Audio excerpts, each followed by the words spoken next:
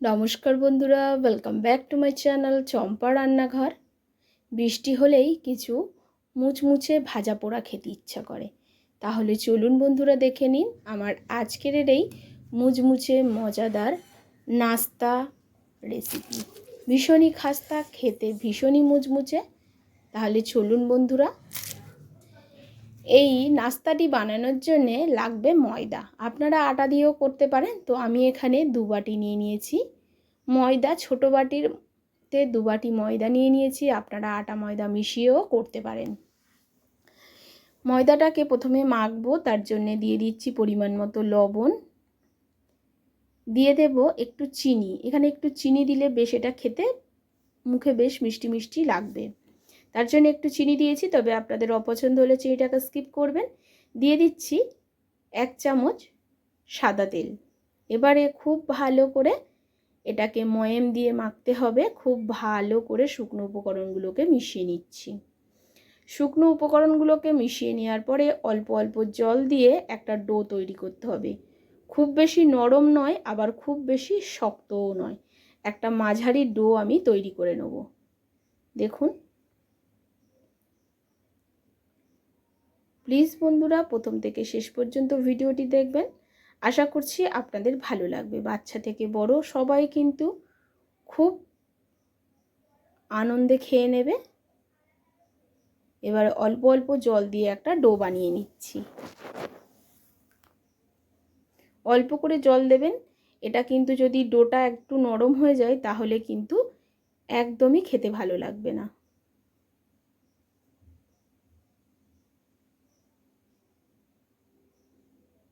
তার জন্য অল্প অল্প জল দিয়ে আমি ডোটাকে তৈরি করে নিলাম।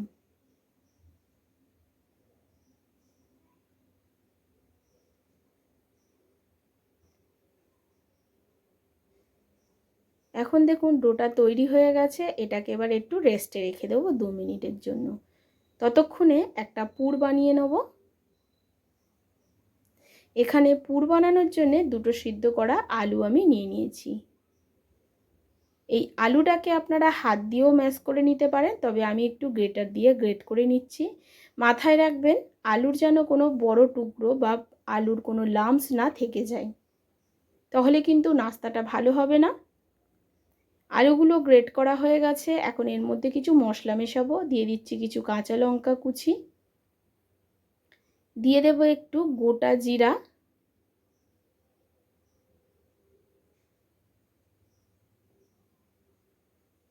দিয়ে দেব একটু গোলমরিচ, লবণ, হ্যাঁ দিয়ে দিলাম একটু গোলমরিচের গুঁড়ো। এবার এই গোলমরিচের গুঁড়োটাকে দিয়ে আলুটাকে খুব ভালো করে মেখে নেব। তার মধ্যে দিয়ে দিচ্ছি একটু ম্যাগি মশলা। অবশ্যই এখানে ম্যাগি মশলাটা অ্যাড করবেন বন্ধুরা, খুব সুন্দর একটা টেস্ট পাবেন। সমস্ত মশলাগুলোকে দিয়ে প্রথমে আলুটাকে একটু মেখে নিচ্ছি। আপনাদের কাছে যদি চাট মশলা থাকে এই সময় একটু চাট মশলাও অ্যাড করতে পারেন, তবে আমার কাছে কোনো রকম চাট মশলা নেই। তার জন্যে প্রথমে মশলা দিয়ে আলুটাকে খুব ভালো করে মেখে নেওয়ার পরে এর মধ্যে আমি একটু দেব ধনেপাতা কুচি। কিছুটা ধনেপাতা কুচি অ্যাড করলাম। আর দিয়ে দেব 1 টুকরো লেবুর রস। এখানে একটু লেবুর রস আমি অ্যাড করছি, যেহেতু চাট মশলা নেই। তবে আপনাদের কাছে চাট মশলা থাকলে অবশ্যই একটু চাট মশলা দিতে পারেন। লেবুর রসটা দিয়ে আর ধনেপাতাটাকে দিয়ে খুব ভালো করে আমি মেখে নেব।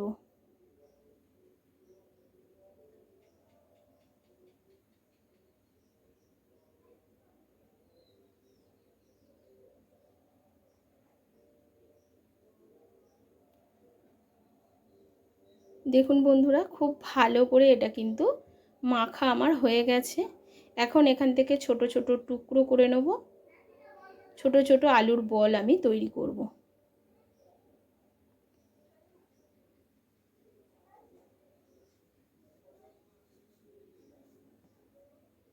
সমস্ত আলুর বলগুলো তৈরি করে নিয়ে আমি ফিরে আসছি।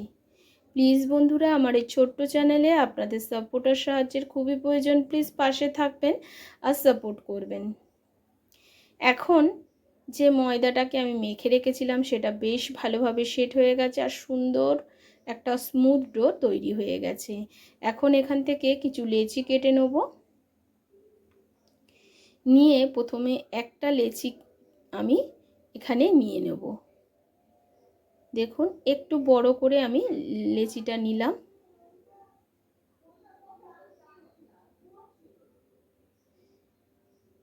নিয়ে এবারে এর মধ্যে অল্প করে আটা ছড়িয়ে দিয়ে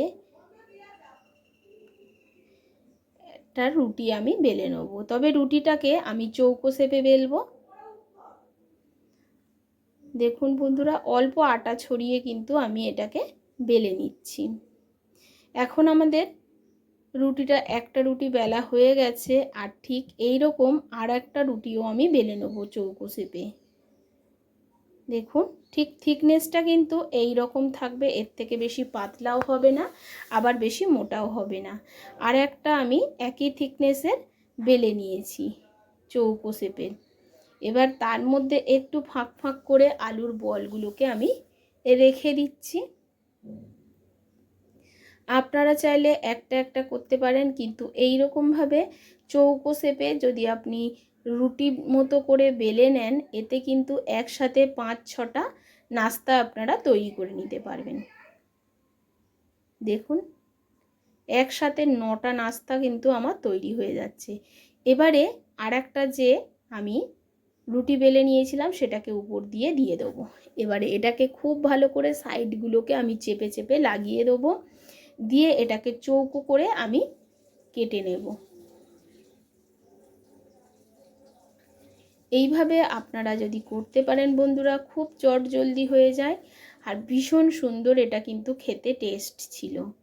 সন্ধেবেলা আপনারা চায়ের সাথেও এটা খেতে পারেন, সকালের নাস্তাতেও খেতে পারেন, আবার বাচ্চাদের টিফিনেও স্কুল টিফিনেও এটাকে বানিয়ে দিতে পারেন।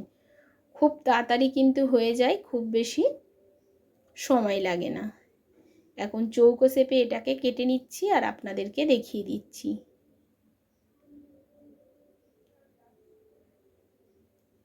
যে ময়দাগুলো রুটিগুলো মানে কেটে বাদ যাচ্ছে সেগুলোকে কিন্তু ফেলবো না, আবারও ওই একইভাবে এক একটা নাস্তা আমি বানিয়ে নেব। দেখুন চৌকো শেপে কেটে নিচ্ছি।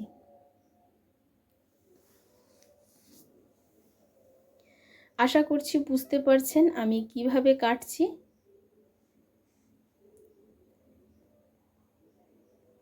দেখুন চৌকো শেপে তৈরি কিন্তু হয়ে গেছে। একটা আপনাদেরকে তুলে আমি দেখিয়ে দিচ্ছি বন্ধুরা।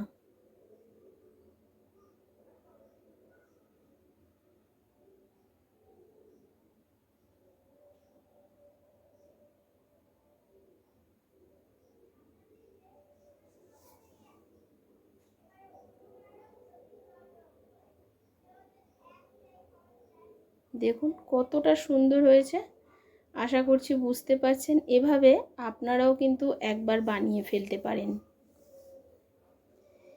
এবারে চলে যাব সবকটা নাস্তাকে তৈরি করে নিয়ে ফিরে আসব। দেখুন কত সুন্দর হয়েছে, কাটার পরে দেখতে বেশ চৌকো চৌকো শেপ হয়েছে। এবারে আগে থেকে কিন্তু আমি কড়াতে তেল বসিয়ে দিয়েছিলাম, তেলটা গরম হয়ে গেছে। খুব হাই হিট করতে যাবেন না, মিডিয়াম ফ্লেমে এগুলোকে ভাজতে হবে, তবে কিন্তু ভিতর দিয়ে সুন্দর ভাজা হবে আর বেশ মচমচেও হবে।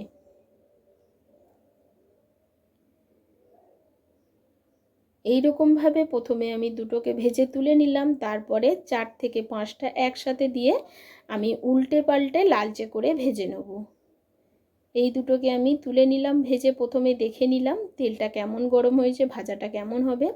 তারপরে একসাথে আমি 4-5টা দিয়ে দিয়েছি।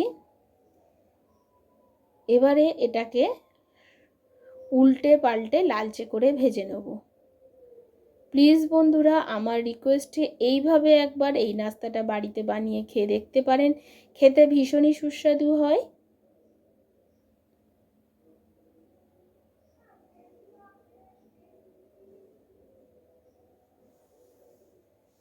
সব কটা ভেজে নিয়ে আমি ফিরে আসছি আর আপনাদেরকে দেখাচ্ছি কতটা সুন্দর ভাজা হয়েছে, কতটা মচমচে হয় আর কতটা খেতে বেশ টেস্টি হয় বন্ধুরা।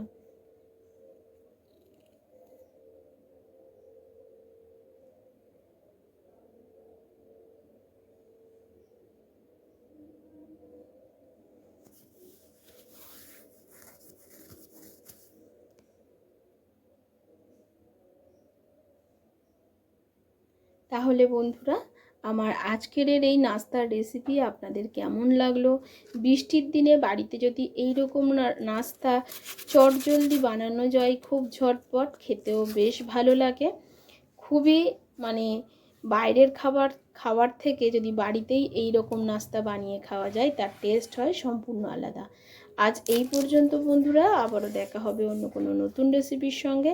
এতক্ষণ ধরে ভিডিওটির সঙ্গে থাকার জন্য অসংখ্য ধন্যবাদ। সুস্থ থাকবেন, ভালো থাকবেন।